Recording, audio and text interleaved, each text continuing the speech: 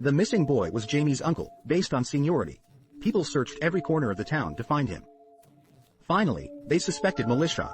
That night, the villagers stormed into his residence, made him scream, and then cut off his tongue with a dagger. But Militia was not completely dead. After he came back, he began to take crazy revenge on the villagers. Not only were all the people who participated in the murder killed, but even their descendants could not escape death. At that time, his father drove Jamie away. The purpose of leaving home was to keep him away from the curse of Militia. But the death of Jamie's wife made him realize that what was supposed to come had finally come. Jamie was unwilling to accept it, and he would definitely find a way to break the curse. Just when he was about to leave, the police suddenly came to his door. He had just been to Militia's cemetery and found that except for Billy, all the other 100 dolls were gone. Only Jamie had been to that place. He wanted to know what tricks Jamie was playing. He and Jamie were chatting when Henry suddenly called.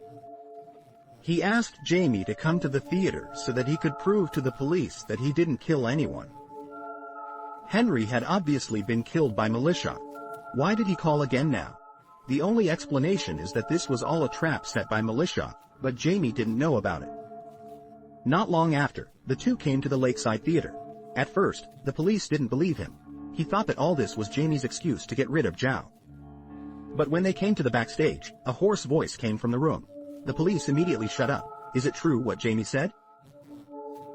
The two walked into the room carefully and found a huge cabinet full of dolls. Each of them had a name, and Billy was one of them. It turned out that there were 100 dolls that disappeared in the cemetery. All of them came back here, but who dug them back? Finally, the two found a larger doll in the middle of the house. However, after careful identification, they found that it was not a doll at all, but the boy who disappeared many years ago. It seemed that he was really captured by Mary Shaw. Just when the two were celebrating that they had solved a murder case, the dolls in the cabinet suddenly turned their heads and looked in one direction. The two followed the doll's gaze and found a little ugly doll sitting on a rocking chair and looking at the boy. When Jamie called out Mary Shaw's name, the clown stopped shaking immediately. Mary Shaw no longer hid. He said that he was here to support him and to make those who calmed him down calm down. Jamie asked him why he killed them. His wife was not from this town at all. Mary Shaw replied that because he was pregnant with Jamie's child, the child would still be a member of their family after birth, so they killed him in advance. As soon as the voice fell, Mary Shaw showed his ghost hand. The police couldn't explain all this, so he took out a shotgun and smashed the clown. Mary Shaw couldn't be eliminated easily. After the clown was smashed, she moved to another doll. Jamie finally understood that Mary Shaw could only parasitize people. The shotgun on the puppets couldn't shoot down so many puppets, so Jamie set fire to the whole cabinet. But there was still a boy who was made into a puppet. Jamie didn't have time to deal with him. He could only run to the exit quickly with the police. Because the stairs had been in disrepair for a long time, the two of them accidentally fell from the second floor. During the fall, the police couldn't help shouting. It was this behavior that gave Molly Shao an opportunity. He dragged the police into the darkness and instantly tore off his tongue. Jamie was smarter. After he fell into the water, he didn't swim out but swam directly out of the theater from the bottom of the lake. He sat in the car and gasped for breath. I thought Ma Li Shao would be burned to death in the theater with his puppet, but Jamie soon remembered something. Li Shao and the last puppet, Billy. Jamie hurried to Henry's house. He had left Billy here before he left. But Henry's wife said that the puppet had just been taken away by Jamie's father. His father had been paralyzed for 2 months because of a stroke. How could he take the puppet away? In order to find out, Jamie drove back home again. But as soon as he entered the door, the room went into silent mode. Jamie didn't care about these and rushed into the study to look for it. As soon as he found Billy, the ferocious face of Militia also rushed towards him. Jamie threw the puppet into the stove without thinking. As the last puppet was destroyed, Militia disappeared from his sight. Jamie sat by the stove panting. The curse that had enveloped the town for 70 years was finally lifted by him. At this time, Jamie saw his father sitting not far away. Why didn't his father react at all to such a big commotion just now? He walked over carefully, but the scene in front of him was. The chill rushed straight up from his feet to his head. He saw that his father's back had been hollowed out and a wooden stick was inserted in the middle. It turned out that his father had been made into a human being.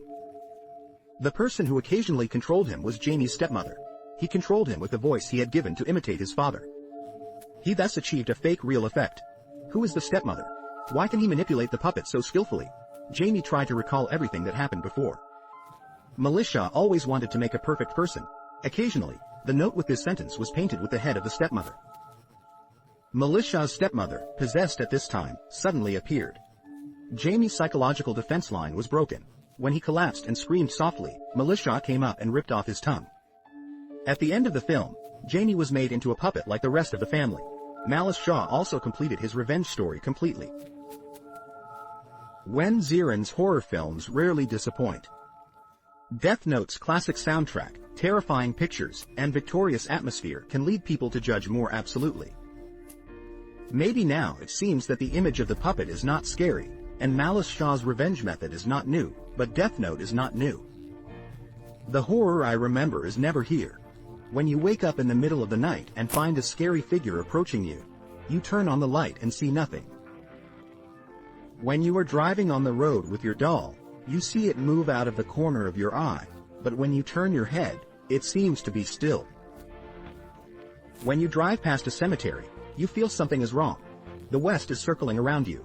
You get off the car to check but find nothing. This kind of non-startling but suspicious shot is the most frightening. In addition, the film is also very good at laying suspense. Let's briefly analyze the details in the film that are not easy to find. First, the most complained about by the audience. Why didn't Ma Li Xiao kill the male protagonist directly, but took so much effort to trick him back to the town and then kill him? Does revenge also need a sense of ritual? Look carefully, it's actually not difficult. It was discovered that there was only one way for Ma Li Xiao to kill people, which was to pull out their tongues when they screamed. Jamie was very restrained throughout the whole process. Even if he saw Ma Li Xiao at close range, he would cover his mouth immediately. This made Ma Li Xiao somewhat helpless, so he put his chips on Jamie's father.